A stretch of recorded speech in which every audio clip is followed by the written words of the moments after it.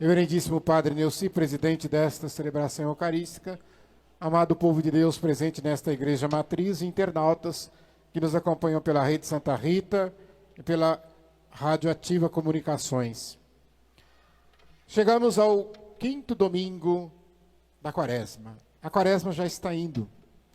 Domingo que vem, nós celebraremos o Domingo da Paixão, popularmente conhecido como Domingo de Ramos, e iniciamos então a grande semana, que é a Semana Santa. E a liturgia de hoje vem nos mostrar justamente essa misericórdia de um Deus que olha para as nossas misérias, que olha para os nossos pecados, mas nos trata como se eles não existissem. E é por isso que na primeira leitura nos vai ser chamado pelo profeta Isaías a atenção daquilo que Deus fez pelos nossos antepassados. Mas que nós não fiquemos presos àquilo, porque senão nós vamos esquecer de olhar o que Deus está fazendo por nós hoje. É claro que Deus, como diz o salmista, fez maravilhas. E se nós olharmos para trás na nossa vida, quantas situações nós estávamos em que a gente achava que não ia sair. Quantos de nós, às vezes, já não passou lá pela UTI de um hospital, já não estava numa sala de cirurgia, já não estava naquele momento triste, mas Deus veio e nos amparou, Deus veio e nos ajudou. Aquele momento de desemprego, de dívida, de relacionamentos, problemas no trabalho, tanta coisa. E Deus fez maravilhas. Mas o profeta diz, olhemos sim para essas maravilhas, mas não fiquemos nela, presos no passado, porque senão nós vamos esquecer aquilo que Deus está fazendo por nós hoje. Eu estava comentando ali com o padre agora, a gente olhando para esta igreja hoje de manhã, repleta de gente. Eu não sei se você já parou para pensar, mas tem muito mais gente que gostaria de estar sentado aí aonde você está agora e não pode. Mas você está. Então já é um motivo de alegria. Porque tem muita gente que ao invés de estar sentado neste banco agora, está lá no velório, na beira de um caixão, de um filho, de uma mãe, de um pai. Quantas pessoas neste momento não estão na UTI, entubado? Quantas pessoas não estão ali agora recebendo um diagnóstico médico de um câncer, de uma doença incurável? Quantas pessoas não estão neste momento recebendo uma carta de demissão do emprego? Quantas pessoas não estão nesse momento recebendo a notícia de um desaparecimento de alguém que ela ama? Então são pessoas que estão desesperadas. E elas fariam tudo, trocariam tudo para estar aqui como nós estamos. Para louvar, para render ação de graças a Deus nessa Santa Missa. Então, quando nós olhamos para esse presente, nós estamos a preparar o futuro. Então, ou seja, nós precisamos deixar essas coisas antigas para trás. E viver o nosso presente para construir o nosso futuro. E é por isso que o apóstolo Paulo, na segunda leitura da carta que ele escreve à igreja de Filipos, ele diz uma coisa muito interessante. Olha, presta atenção no que ele diz, eu vou falar com palavras aqui mais ou menos minha.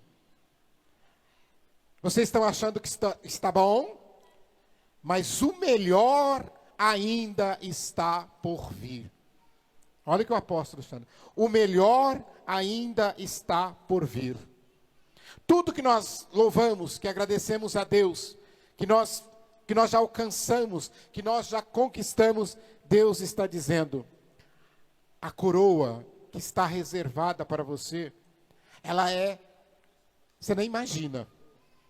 O apóstolo vai dizer, lá na Grécia Antiga, os maratonistas, os atletas, eles corriam em busca de uma coroa, a coroa que eles faziam, a coroa de louro, né? Colocava, vocês veem aquelas imagens das antigas Olimpíadas, então quem ganhava, chegava à frente e ganhava aquela coroa. Mas a nossa corrida que nós fazemos, não vamos buscar essa coroa de louro, e nem coroa de ouro. A coroa que nós vamos buscar é a coroa da glória. A coroa da glória de estar no céu junto a Deus. Então essa nossa corrida aqui é para isso. E lembro, lá na competição da maratona, você corre sozinho, e quer ganhar sozinho, você não quer levar ninguém com você. Quanto mais para trás ficar, melhor é. Mas aqui não. Aqui nesta corrida nós queremos levar os irmãos e irmãs conosco. Porque que te adianta você falar que chegou em primeiro lugar, que ganhou, etc., que recebeu a glória? Seria como se você imaginasse assim, se você entrasse no céu agora. Já imaginou você entrando no céu agora? As portas se abriram e você entraram. Imagine que é assim, é claro, mas não é assim. E você diria, cheguei. Oh glória, estou no céu. Aí você olha e vê Santa Rita, e vê São José, e vê Santo Antônio. Que alegria, que festa, você vai cumprimentando. Mas de repente, você pode até encontrar alguém que você vai assustar e de dizer assim, mas você está aqui. Eu estou também. Aquela pessoa que você não gosta, sabe? Aquela pessoa que você tem raiva, que você quer vingança, às vezes você encontra ela lá. Você fala, mas você está aqui. Ela vai responder para você, você também. Mas o triste que eu quero dizer é que se você não souber fazer essa corrida aqui, sabe o que vai acontecer? Lá no céu, depois de falar tudo isso que eu falei, você vai dizer assim, mas o fulano não está aqui. O meu filho, você tem 3, 4 filhos, só tem um lá. A tua esposa não está lá. Ou o teu esposo não está lá. Quão triste será? É claro que no céu não vai ter tristeza, mas eu só estou ilustrando isso. Que nós, nesta caminhada, nesta corrida que fazemos para buscar a coroa de glória, devemos tentar levar todos os nossos. Nós somos os pais, as mães, nós somos guardiões, principalmente os pais, né? Guardiões de nossa família. Assim como Deus colocou São José para ser o guardião de Maria e de Jesus, na Sagrada Família, nós somos os guardiões, nós somos os responsáveis, nós devemos levar todo mundo conosco. É muito bonito quando a gente vê na igreja o pai, a mãe e os filhos juntos. Caminhar juntos, esta corrida, esta caminhada é para isso. E um pai, uma mãe, ele tem que fazer de tudo para salvar a sua família. Eu lembro aqui, São José Maria Escrivá, fundador da Opus Dei, ele diz uma coisa interessante, porque ele diz assim, em relação aos seus filhos espirituais, é claro, mas também a todos aqueles que são confiados a ele como pastor e padre que era. Ele dizia assim, eu vou, para salvar uma alma de um filho, eu vou até a porta do inferno, nenhum passo mais. Entenderam? Eu vou até a porta do inferno, e nenhum passo mais. Então nós precisamos deixar bem claro isso, para todas aquelas pessoas que nós queremos que sejam salvas, que estejam conosco, que a gente vai lutar pela salvação dela. A gente vai até a porta do inferno, mas eu não entro no inferno.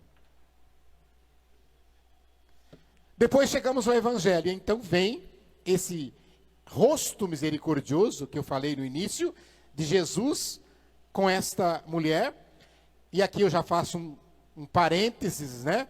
Essa mulher do Evangelho aqui de João é anônima, ela não tem nome. Mas teve muita gente aí para trás, nos primeiros séculos, que resolveram dar nome para ela, ou seja, associar esta mulher com Maria Madalena. A Sagrada Escritura não nos dá isso. Pode até ser que seja, mas aqui não está escrito Maria Madalena. A passagem de Maria Madalena no Evangelho de João é outra. É uma mulher da qual Jesus expulsou 7 demônios. Não sei que demônios eram esses, mas é bem diferente. E aqui também, quando Jesus narra, aliás, quando Jesus está nessa passagem com esta mulher, a gente precisa entender que esse anonimato dela é para representar todos nós pecadores. E aqui o que nos chama então a atenção? Primeiro lugar, eles queriam pegar Jesus. Nós vimos durante essa semana que passou as leituras. Tentavam prender Jesus, ele passava no meio deles, tentavam pegar Jesus aqui, tentavam pegar Jesus ali. E aqui mais uma vez então, eles surpreenderam uma mulher cometendo adultério. E o adultério, segundo a lei mosaica, deve ser penalizado com apedrejamento da mulher até a morte, não é só apedrejar, é apedrejar até morrer. Uma morte muito cruenta, muito difícil de se imaginar, né? Mas a lei mosaica dizia isso. E vem Jesus, que vai falar de perdão, que vai falar de misericórdia. Então eles imaginaram assim, vamos colocar Jesus como se fosse numa sinuca de bico, num beco sem saída. Vamos colocar Jesus na parede. Nós vamos chegar para Jesus, com essa mulher, e vamos dizer para ela, olha, ela foi pega em adultério, e segundo a lei de Moisés, ela tem que ser apedrejada até a morte. Se ele disser que nós podemos apedrejar a mulher, nós vamos falar para ele: mas o senhor não disse que tem que ter misericórdia? O senhor não disse que tem que perdoar? Como é que o senhor está mandando apedrejar? Então o senhor é incoerente. E se Jesus dissesse para eles, olha só a astúcia desse povo. E se Jesus dissesse para eles: perdoa, tenha misericórdia dessa mulher, dê uma outra oportunidade para ela, eles iriam olhar para Jesus: você não está cumprindo a lei mosaica, porque a lei de Moisés está escrito aqui e tem que cumprir. E se você não cumprir, você está errado. Mas Jesus, cheio do Espírito Santo, com o dom da sabedoria, ele simplesmente não responde nada. E é o que nós deveríamos fazer também, muitas vezes, quando alguém tenta nos colocar na parede. A gente já quer sair falando, metralhando. Não. Jesus silenciou. E Jesus fez um gesto muito bonito. Jesus se abaixou. Porque aquela mulher, ela está ajoelhada no chão, com a cabeça baixa, os cabelos tampavam o rosto, de tanta vergonha que ela estava. E Jesus fez o quê? Jesus se abaixou como ela. Porque Jesus sentiu que ela não tinha forças para se reerguer. Então ele vai até onde ela está. Ele tem compaixão. Ele está na mesma altura que ela agora. E em silêncio, a única vez da Bíblia que fala que Jesus escreveu. Ele começa a escrever com o dedo na areia. Também não me pergunte o que ele estava escrevendo, porque em lugar nenhum nós sabemos. A mulher deve saber. Ele começou a escrever. E eles ficaram: ele não vai responder, mas ele não vai e tal. E Jesus, percebendo que eles estavam inquietos, né, tudo ali, homem, mulher, né, só podia ser homem, não podia ser mulher, e tinha que ter mais de 12 anos. Tudo com pedra na mão. E aí eles dizem para eles: quem não tiver pecado, atire a primeira pedra. E ele volta para ela de novo e continua a escrever. O Evangelho diz que, a começar pelos mais velhos, porque os mais velhos são os mais sem vergonha, que os que têm mais pecado. É claro que eu tenho mais pecado que você. Pela minha idade, eu vivi mais tempo, pequei mais. Então os mais velhos começam a fazer o quê? Disfarçadamente, deixar a pedra cair e começa a sair de fininho, de vergonha. E por quê? Primeiro, há que se perguntar: o adultério antigamente no Brasil era crime, não é mais crime. Mas continua pecado do mesmo jeito. O adultério é um pecado que não se comete sozinho. É impossível cometer adultério sozinho. É que nem corrupção. Corrupção tem que ter o que paga e tem que ter o que recebe, porque senão não tem crime. E o adultério também. Então se pergunta: onde está o homem que estava cometendo adultério com essa mulher? A primeira coisa. É claro que se você for estudar contexto da sociedade machista, aquela coisa toda que a gente sabe, a mulher não tinha liberdade, não era, todas essas coisas a gente sabe disso. Mas é isso que Jesus estava criticando. Porque os fariseus diziam assim: mas eu falei, não pode cometer esse crime sozinho, então tinha que ter um homem, não interessa que homem é esse. Mas na lei deles era o seguinte: a mulher ela sempre tinha que ser apedrejada, era sempre pecadora e criminosa. Mas o homem não, dependendo das circunstâncias, o homem podia cometer, que não tinha problema. E nós sabemos hoje que quando a gente vai olhar para o adultério, e aqui eu já aproveito para fazer uma diferenciação, para vocês saberem bem o que é. O adultério significa uma pessoa que é casada, que tem compromisso de fidelidade com outro, ela arruma um outro caso fora. Então ou seja, a mulher casada arruma um outro homem, o homem casado arruma outra mulher além da dele. Mas também o adultério é para os solteiros. Porque se aquele solteiro sai com uma mulher casada, ou se a mulher solteira sai com um homem casado, ela também está cometendo adultério. Não tem dizer: não, eu sou solteiro, mas quem tem saindo é casado, então você está cometendo adultério. E por que eu falei a diferenciação que eu faço? A prostituição é diferente do adultério. Porque o adultério a pessoa comete, não por causa de dinheiro às vezes. Muita gente comete por causa de dinheiro, mas não é por causa de dinheiro. Às vezes a pessoa comete porque gostou, porque está cansado, porque quer vingança. Eu quero vingar. Meu marido me traiu, então eu vou trair também para vingar. É um absurdo, mas a gente tem essas coisas. Né? Então, a prostituição é quando eu quero ganhar dinheiro. Então eu vou vender meu corpo então aí não interessa se é casado, se é solteiro, se é homem, se é mulher, que é. Isso é prostituição. Obter dinheiro, ganho com a sexualidade. E por fim, a fornicação. A fornicação envolve, então, todos aqueles outros pecados em relação, por exemplo, aos solteiros, aos viúvos, porque não são casados. Então, não teria essa questão que nós estamos falando. Outra coisa importante de nós olharmos aqui, Jesus quis devolver para esta mulher a sua dignidade humana, porque ela naquele momento se tornava indigna. A sociedade não a aceitaria de forma nenhuma.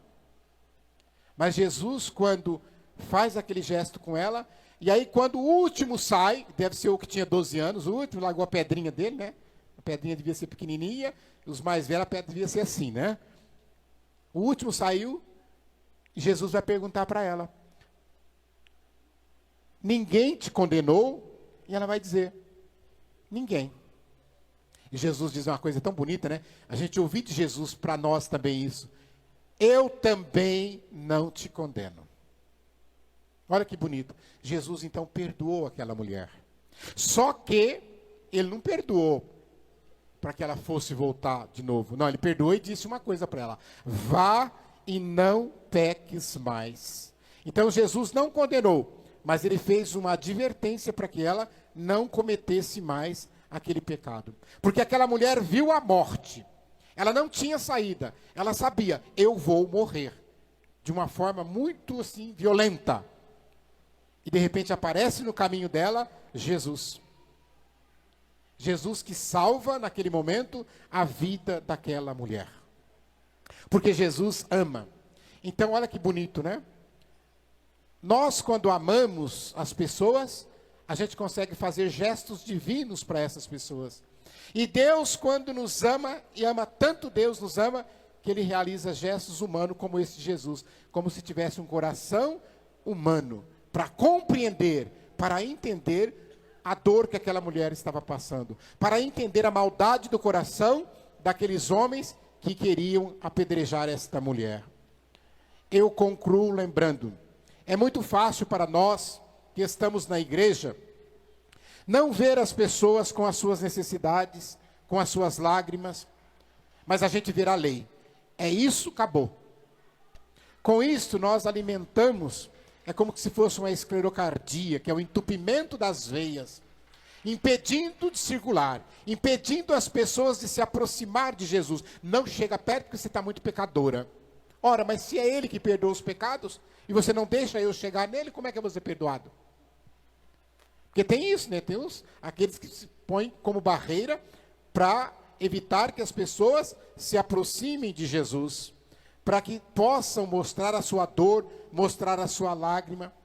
E Jesus, então, está dizendo que esta é como se fosse uma doença que nós devemos extirpar do nosso meio. Nós somos especialistas, às vezes, em fazer leis, em fazer regrinhas, mas somos analfabetos de coração. A gente é muito inteligente aqui, mas é burro aqui. Porque a misericórdia está aqui. E às vezes nós precisamos colocar o coração para funcionar, não somente a inteligência. Porque a inteligência sem o coração é burra também. Lembrem-se disso. A misericórdia passa pelo coração.